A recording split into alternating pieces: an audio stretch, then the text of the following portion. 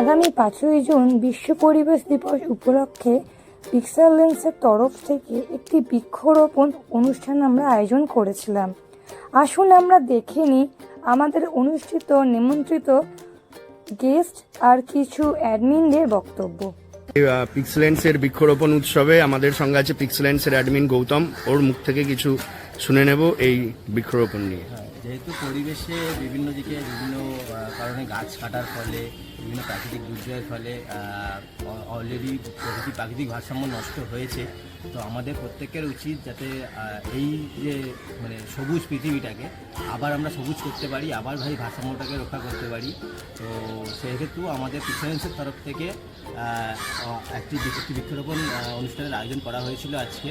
এখানে আমরা বৃক্ষরোপণ করেছি একটি, এবং আশা করছি যে সেই বৃক্ষটা বড় হবে এবং ভবিষ্যতে আমরা আরও বেশি পরিমাণে গাছ লাগাতে পারবো। সেরকম কর্মসূচি আমরা করব। এটা খুব শর্ট টার্মে আমরা করেছি, ভবিষ্যতে আমরা আরও ভালো ভালো অনুষ্ঠান আসবে। ধন্যবাদ গৌতম। বলো যে কেমন লাগলো আজকের আমাদের কি অনুষ্ঠান সূচি, সেটা বলো। নমস্কার, আমার নাম শর্মিলা পুরোতে মন।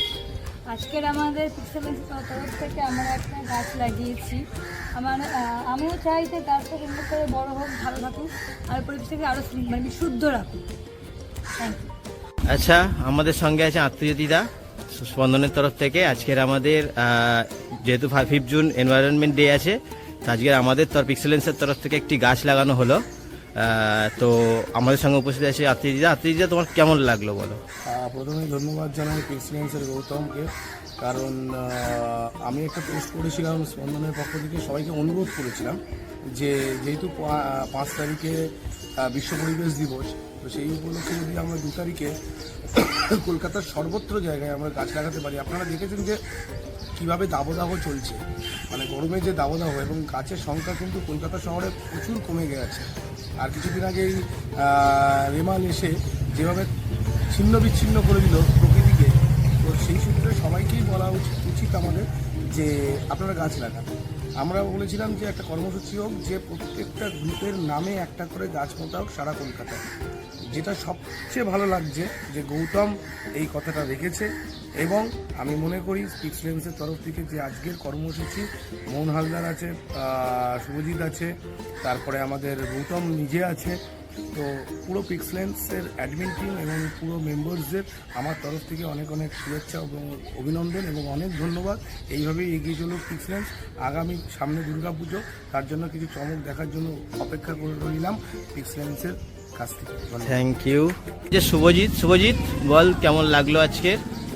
আগামী 5ই জুন বিশ্ব পরিবেশ দিবস, তো যা গরমে যা দাবদাহ এবং যা উত্তাপ, এবং আমাদের প্রত্যেকের উচিত যে গাছ রোপণ করা, যেহেতু গাছের সংখ্যা কমে যাচ্ছে।